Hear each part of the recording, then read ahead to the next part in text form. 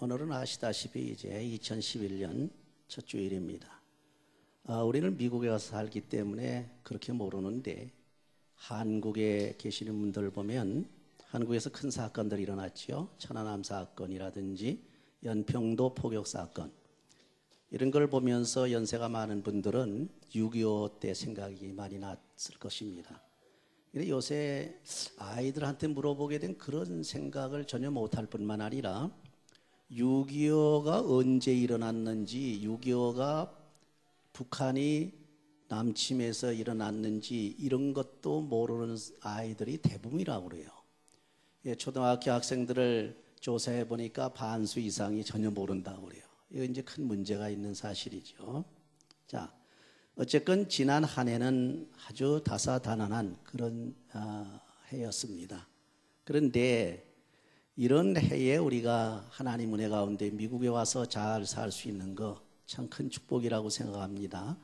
이제 2011년 오늘 첫 주일에는 정말로 그런 한국의 불행한 소식들을 듣는, 그런 소리를 듣는 그런 일이 없기를 바라고, 바꾸어서 도리어 오직 축복의 빗소리만 듣는 한 해가 되시기를 바랍니다. 오늘 본문 말씀을 보니까 내용이 간단합니다. 이스라엘 나라 아시죠? 성경에 나타나는 이스라엘 나라. 이스라엘의 제7대 아합 왕이 아주 악왕이었습니다. 선왕이 아니고 악왕이기 때문에 못된 짓만 하고 하나님 미워하는 짓은 아주 골라해가지고 하나님이 골치 아픈 그런 왕이지요. 우리 하나님께서 참다 못하시고 저주를 내렸는데 그 저주가 뭐냐 하면은 3년 반 동안 비를 안 내려주는 거예요. 요새 그 과학이 발달되고 시설이 잘 됐다고 하는 관계시설이 오늘날 그 미국이나 한국도요, 비가 3개월만 와도 난리가 납니다. 안 와도 3개월만 안 와도, 더군다나 1년 동안 내내 비가 안 온다고 생각해 보세요. 그 어떻게 삽니까? 살 수가 없지요.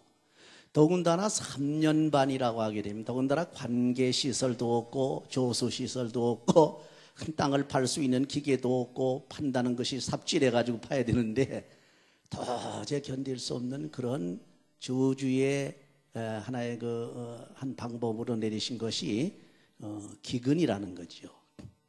여러분, 하나님께서 인간에게, 특별히 이스라엘 백성들에게 채찍으로 내리시는 방법이 크게 세 가지가 있습니다. 첫째는 뭡니까? 이 기근이에요. 그렇죠? 둘째는 뭡니까? 둘째는 전쟁이죠. 전쟁을 일으킨단 말이에요. 셋째는 뭡니까? 셋째는 온역이에요. 질병.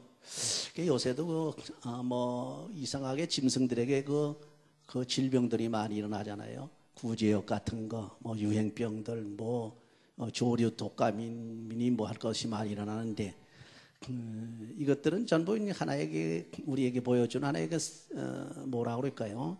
하나의 시그널 정도, 하나의 신호 정도밖에는 안 됩니다. 이제 이 다음에 이제 환란이 닥쳐오게 되면은 지금 아합 시대와 같은 이런 기근이 닥치게 될 수도 있다는 얘기죠. 근데 이 아합 시대의 기근이 어느 정도 심했나 하게 되면 3년 반 동안 비가 안 왔으니까 먹을 것도 먹을 거지만 더 급한 게 뭡니까? 먹을 물이 없어가 죽을 지경이에요. 여러분, 그 음식은요, 그 40일 이상 굶어도 삽니다. 사람이 살아요. 근데 물은 열흘 이상 먹지 않게 되면 죽습니다. 이게 물이 얼마나 소중한지 우리가 알 수 있는 거죠.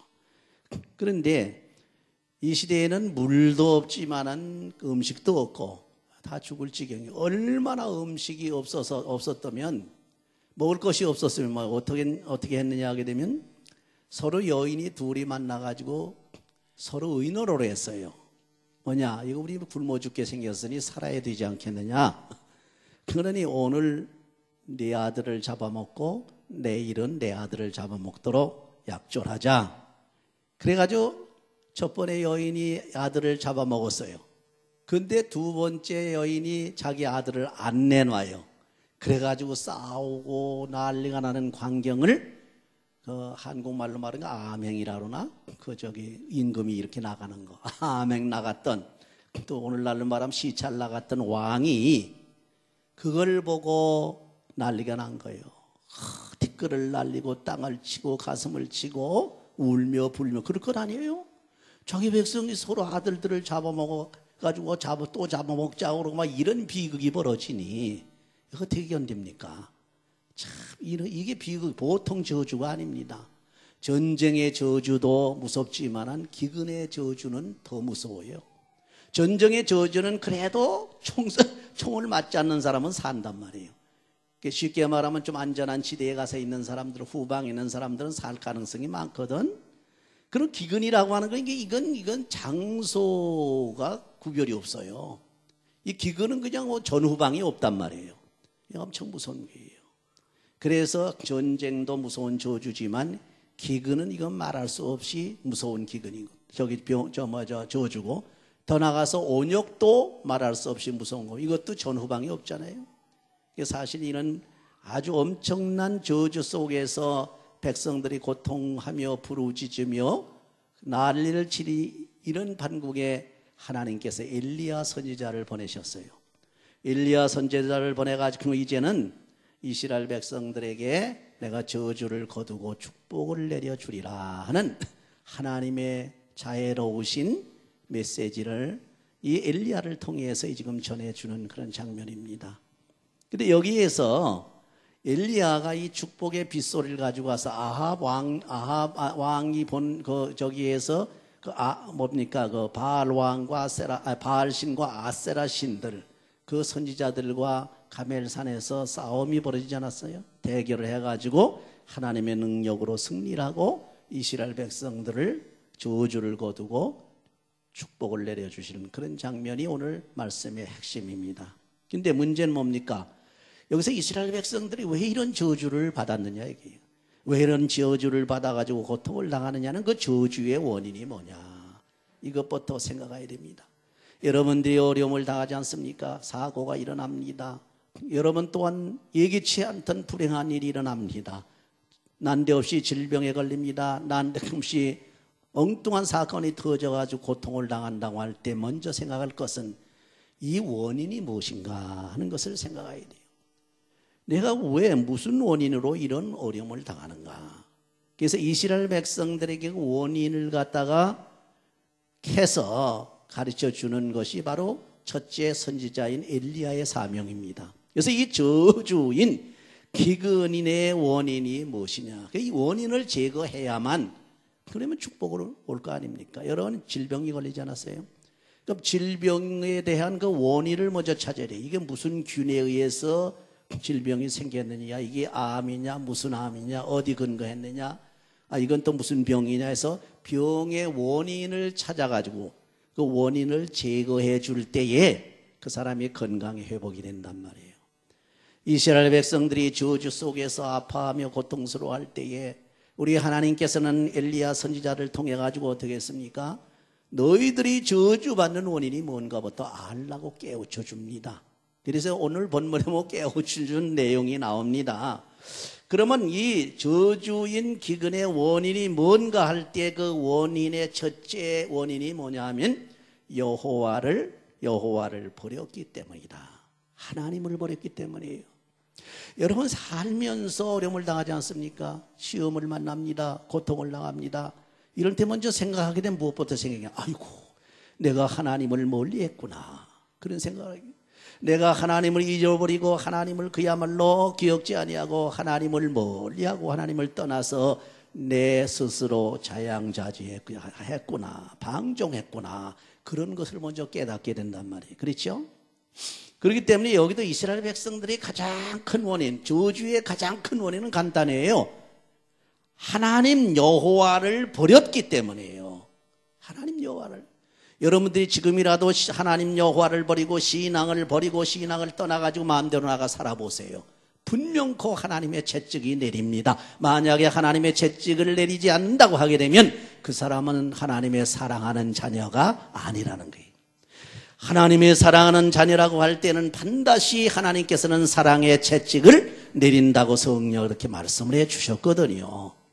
그런 거로 여러분들이 하나님을 멀리하고 떠나게 되면 물론 그 기간은 달라요. 어떤 사람은 금방 채찍을 맞는 사람이 있는가, 어떤 사람은 한두 달 후에 맞는 사람도 있고, 어떤 사람은 한 1년 후에 맞는 사람도 있고, 어떤 사람은 평생 그냥 안 맞는 것 같이 잘 살다가 죽을 때 가서 맞는 사람도 있고, 참 채찍은 분명히 하나님께서 사용하신다는 거예요.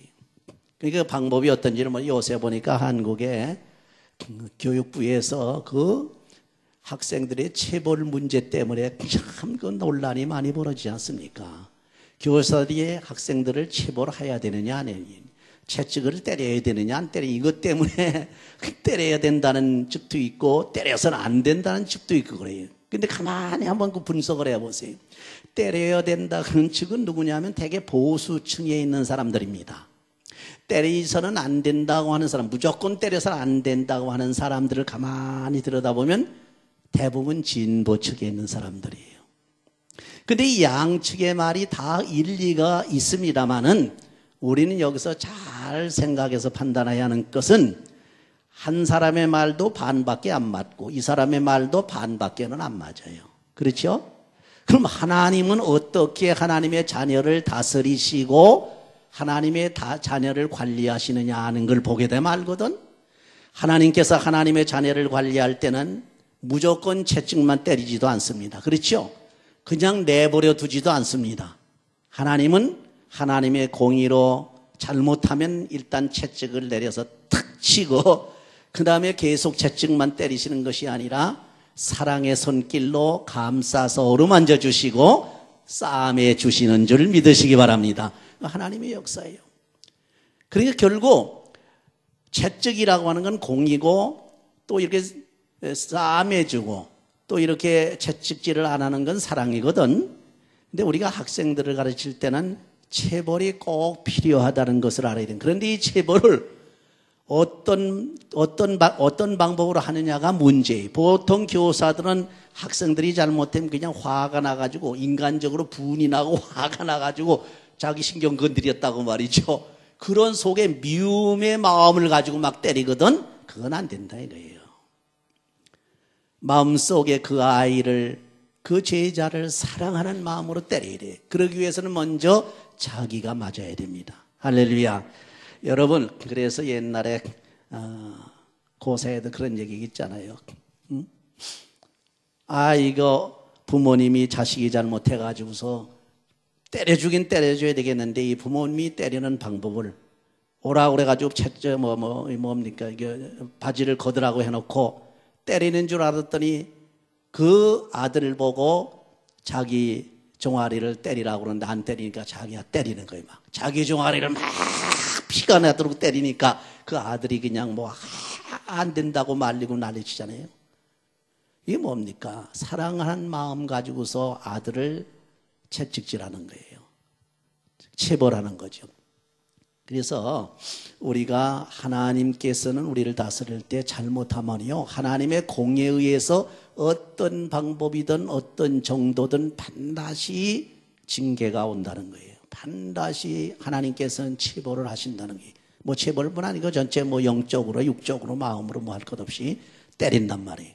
그리고 그 아픔을 싸매 주시는 그분이 하나님이시라, 그런 얘기.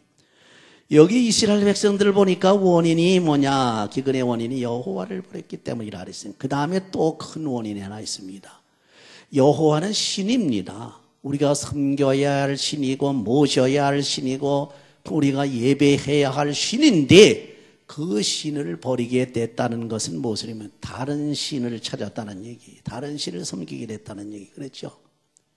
바로 그 인간이라고 하는 것은 신을 섬기게 돼 있어요. 누구든지 어떤 신이든지 섬기게, 하다못해 자기를 신 삼아서 섬길 수도 있지만은 대개 누구든지 신을 섬깁니다. 마찬가지로 한 신을 갖다가 잘 섬기던 사람이 거기서 떠나버리면 다른 신을 섬기게 되는 거예요. 바로 여러분도 마찬가지예요. 하나님을 잘 섬기고 하나님을 기억하고 하나님 말 잘 순종하던 사람이 하나님을 떠나버리고 하나님을 버리게 되면은 다른 것에 매이게 되는데, 그 여러 가지 방법이 있습니다. 물론 귀신을 섬길 수도 있고 바알신을 섬길 수도 있고 아세라신을 섬길 수도 있지만은 그거 아니래도 세상 신을 섬길 수가 있다. 세상 신은 여러 가지가 있습니다. 물질 신도 그 세상 신이요. 물질 신, 권세 신, 명예 신, 뭐 이런 인간의 욕심, 이거 전부 신이거든. 우상이거든.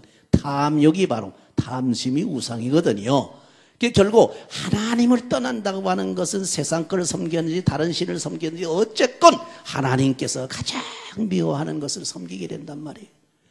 이렇게 되니 하나님께서 질투가 날 겁니까? 안 날 겁니까? 하나님께서 질투가 나시는 거예요.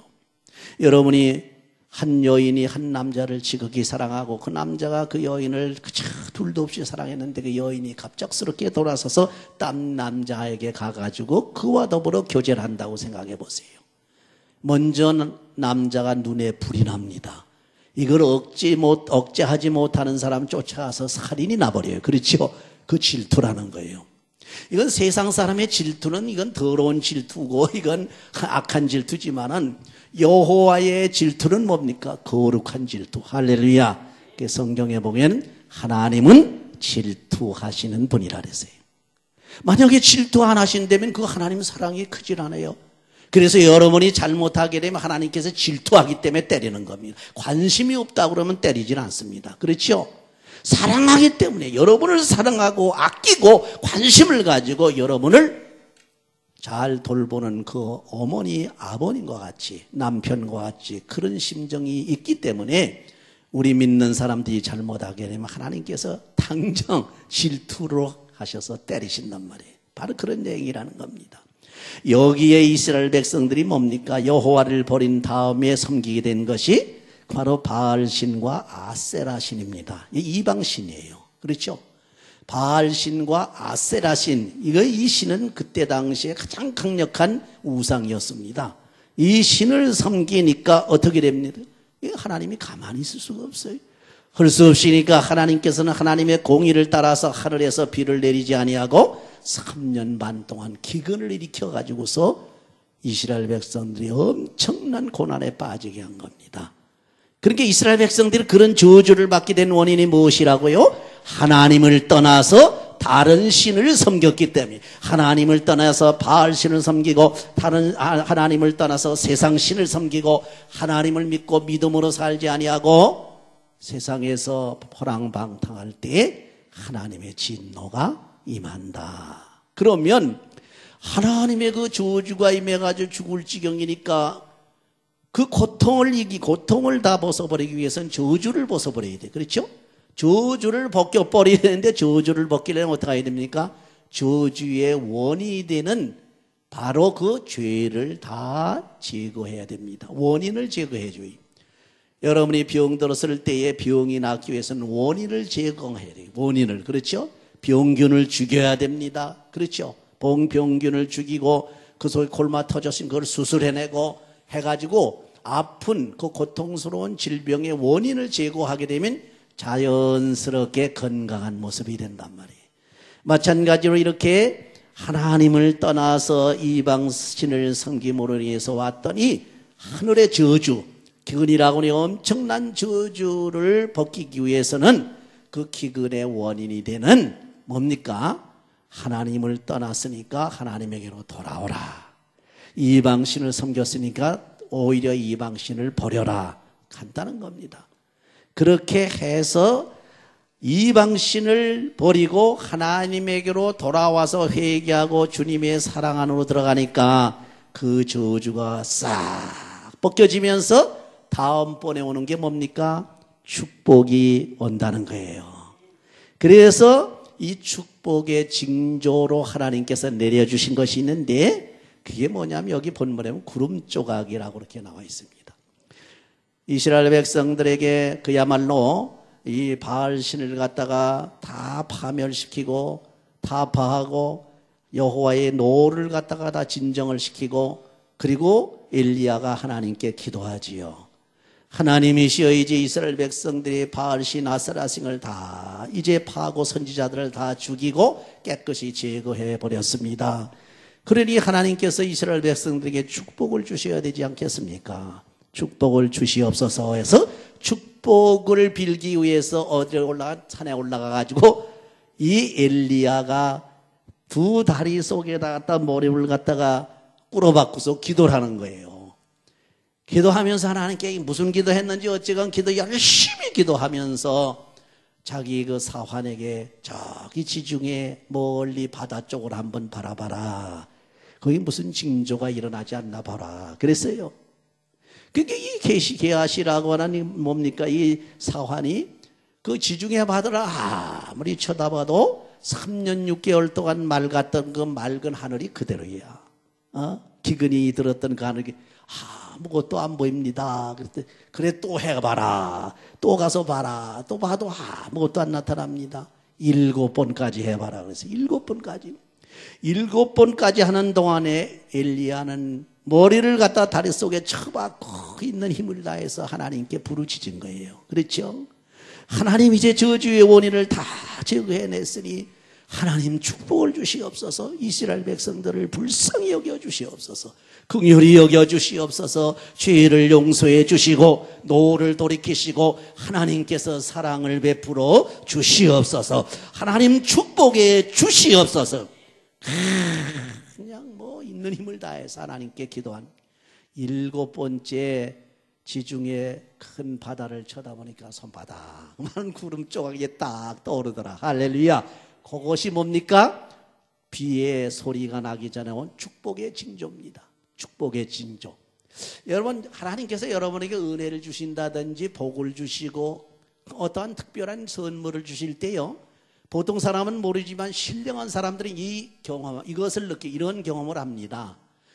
여러분 열심히 기도하고 신령한 은혜 속에 살 때 하나님께서 은사를 주시려고 한다든지 축복을 주시려고 한다든지 사명을 주시려고 할 때는 먼저 하나님께서 보여주시는 게 하나 있어요. 그 보여주시는 게 뭐냐면 뭘로 보여주는지 한번 보여주셔요. 성경에 보면 그런 게 많습니다. 신령한 광경을 보여주지요. 막 이런 걸 보여주고, 그 바울 사도도 다메섹 도상에 갔을 때 엎드려 가지고 있는데 하나님께서 음성이 들리고 그 다음에 이제 하나님 맞이하게 빛을 보게 하고 그렇게 보여줘 가지고서 이제 사명을 깨닫게 하신다는. 내가 그렇게 은혜를 받을 때는요, 이상한 상황을 봅니다. 보는데 그게 무슨 뜻인지 알지 못하잖아요. 그 다음에 오는 게 그게 이제 소리입니다. 하늘의 소리예요. 야, 저 보라, 하늘에 저 구름 조각이 떠올랐다. 징조는 징조인데 저건 무슨 징조냐 이거예요. 비의 징조인데 그냥 구름 조각 하나 떠올른 거 가지고서 그게 얼마나 크겠습니까? 비가 내리겠어요? 그렇게 생각했거든. 그래서 첫 번에 이게 뜬 걸 보여준단 말이에요. 보여주고 난 다음에 그 보여주는 거 비디오 시스템을 통해서 가르쳐 주는 거예요. 영적인 비디오예요. 그 다음에 이제 그걸 갖다가 이제 보여준 다음에 그 다음에 들려오는 소리가 빗소리가 들려왔다. 그래서 할렐루야. 비의 소리가 들려왔다. 비의 소리니까 아마 쫙 후둑후둑 막 떨어지는 소리가 났는지 몰라도 비의 소리가 들려왔다. 영적으로 들려온 거예요. 그러니까 보여주고 들려주고 그 하나님께서 우리에게 주시는 징조입니다. 축복의 징조. 여기 보시기에는 축복의 빗소리가 들려오기 전에 먼저 구름 조각을 보여주고 그 다음에 이제 빗소리를 들려주었습니다. 그래가지고 큰 비가 오도록 그렇게 하나님께서 축복하셨다는 겁니다.